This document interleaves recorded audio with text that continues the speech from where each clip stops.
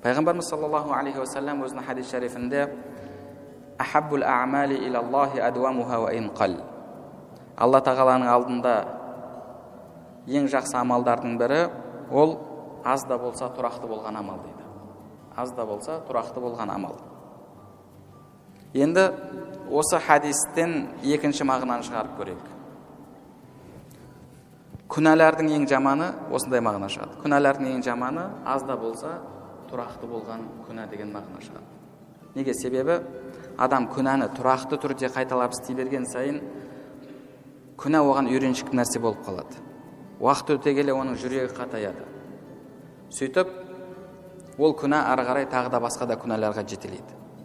Сол үшін де ғұламаларымыз айтады, жалпы мұсылман адам, намаз оқып жүрген адам, оразасын тұтып жүрген адам көбінесе күнәға бірден бармайды.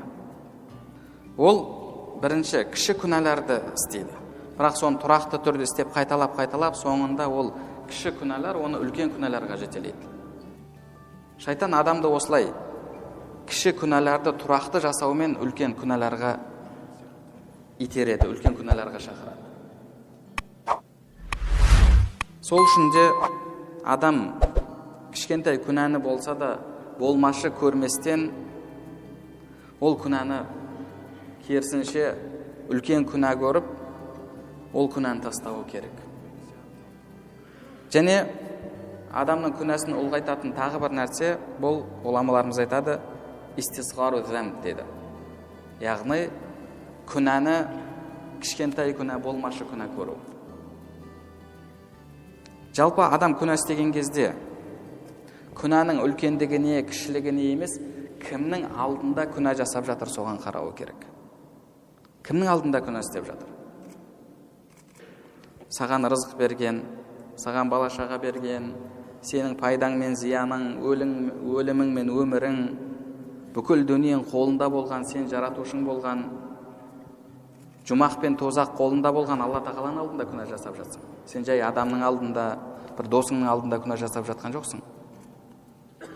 Сенің жүрегіңдегі Алланы ұлықтау сезімі қанша күшейеді, соған жараса сенің кішкентай күнәларың өзі үлкен күнә болып көріне береді. Бұл адамның иманына байланысты. Сенің иманың қаншалықты артады, иманың қаншалықты күшейеді, сен соншалықты Алла тағаладан қорқасың, Алла тағаладан ұяласың. Сол үшін біреулер үшін болмашы болған нәрсе сен үшін үлкен күнә болып табылады. Сол үшін де ғұламаларымыз айтады, адам күнәні қанша үлкен көрген сайын, ол күнә Алла тағаланың алдында кішірейе береді деді. Сен күнәні үлкен көрген сайын уайымдай бастайсың, қайғыра бастайсың, тәубе еткің келеді, ол күнәні жек көре бастайсың. Ал күнәні қанша аз көрсең, ол күнә Алла тағаланың алдында көбейе береді. Сауабың да тура сондай. Жақсы амал да тура сондай. Жақсы амалды сен қанша көп көресің, ол Алла тағаланың алдында азая береді. Және қанша аз көрсең, ол Алла тағаланың алдында көбейе береді. Адамдарға көмектес, мешіт сал, бағанағы жетім жесірлерге көмектес. Бірақ, Алла, менің бұл істеп жатқан нәрсем түк емес қой. Мен бүкіл дүниемді берсем де, мен онымен сенің жақсылығыңды маған жасаған шүкіршілігіңді өтей алмаймын деп адам ұялған сайын, оның әлгі жасаған азғантай амалының өзі үлкейе береді. Ал керісінше біреуге көмектесіп, бір жақсылық жасап қойып, бір керемет үлкен амал жасап тастаған секілді көріп, періштелер маған жазылған сауапты жазып үлгере алмай жатқан шығар деп бір сондай бір керемет бір ойда болып қалсаң, ол амалың керісінше Алла тағаланың алдында кішірейе береді. Күнә да тура сондай. Күнәні қанша үлкен көресің, сен жүрегіңдегі қорқыныш үлкейе береді. Қорқыныш үлкейген сайын сен тәубеге асығасың. Ал күнәні аз көрсең, болмашы көрсең, не ол болмашы күнә ғой дейтін болсаң, ол күнә саған үйреншікті нәрсе болып қалады. Ол күнәдан қашпайсың. Сен сол халде жүрген кезінде бір күні өлім періштесінің келгенін білмей қаласың. Ал Алла тағаланың алдына барғанда қарасаң, ол үлкен күнә болып кеткен. Ол күнәлер Алла тағаланың алдында жазылып жатыр. Біреуді жамандап қоямыз, ғайбат айтып қоямыз, өсек айтып қоямыз, көз зинасына түсіп қаламыз. Құранда Алла субхана ва тағала ахсаху Аллаху ва насух, Алла тағала оны санап тізіп қойды, олар оны ұмытып кетті дейді. Алла субхана ва тағаланың алдында ол ұмытылған жоқ. Сіз ұрланып бір қызға қарадыңыз, Алла субхана ва тағаланың алдында ол ұмытылған жоқ, жазулы тұр. Сіз оны ұмытып кеттіңіз. Осылайша күнделікті біз күнәні істей береміз, болмашы күнә деп. Бірақ оның барлығы Алла тағаланың алдында жазылып жатыр. Қайсымыз сол үшін қиналып, сол үшін ұялып, Алла тағалаға тәубе етіп жатырмыз. Сол үшін де осы күнәні аз көру, болмашы көру деген нәрседен сақ болуымыз керек. Және тағы бір адамның күнәсін ұлғайтатын, азабын, жазасын ауырлататын істердің бірі, бұл істеген күнәңізге қуануыңыз,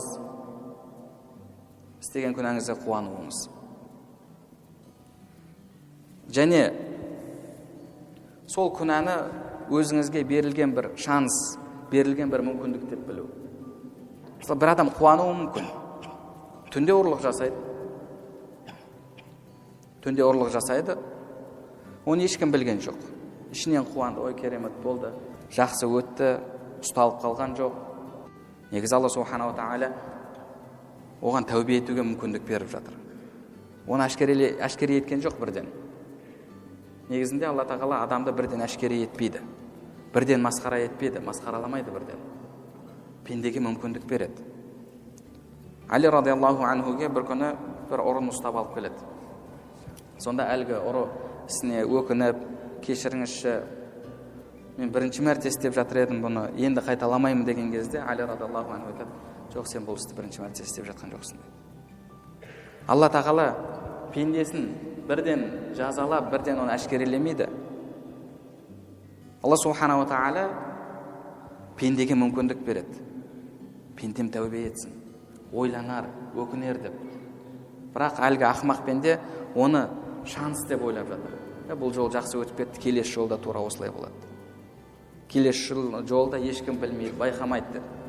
Әлгі пара алып жатқан қызметкер, ол да ойлайды, бәрі гладко өтті, яғни келесі жолы тағы да сұрайды. Одан кейін тағы да сұрайды. Бір күні ұсталған кезде өкінеді. Али радиаллаху анху айтты, жоқ, Алла тағала бірден әшкере етпейді құлын деді.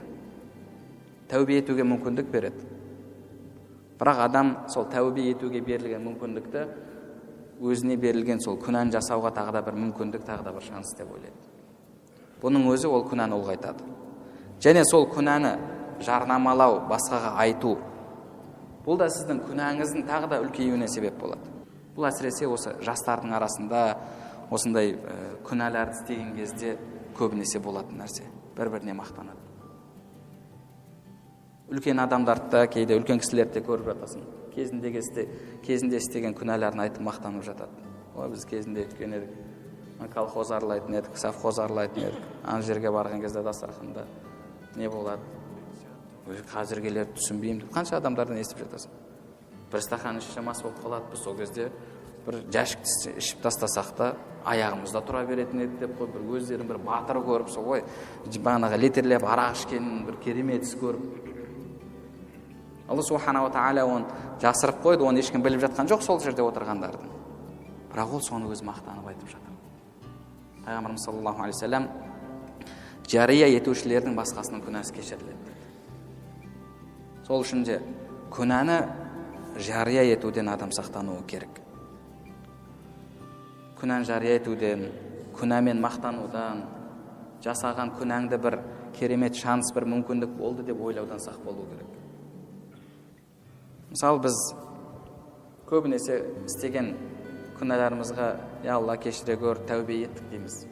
Бірақ тәубе деген не ол? Имам Хасан аль-Басри рахимахуллах айтады осы. Пайғамбар саллаллаху алейхи ва саллям ат-тәубату надам. Тәубе бұл өкіну деген кезде, өкіну деген сол істеген ісіңді есіңе алған кезде жүрегің қиналып, жүрегіңнің жылауы, көзіңнен жас шығу деді. Қанша күнәларды істедік. Сол күнәларымызды ойлаған кезде жүрегіміз қиналып, жүрегіміз қанжылап, көзімізден жас шығып ма? Егер шынымен жас шықса, шынымен қиналсақ, онда иншалла Алла субхана ва тағала ол күнәларымызды кешіреді. Ал егер ондай болмайтын болса, бір ғалымның айтқан сөзі бар: біздің тәубелеріміздің өзі тәубені қажет етеді деген. Біздің тәубелеріміздің өзі тәубені қажет етеді деген.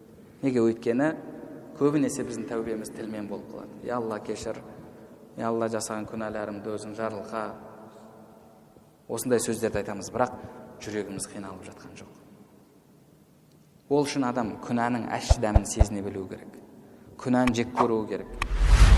Сол кезде ол күнәні тастайды иншалла.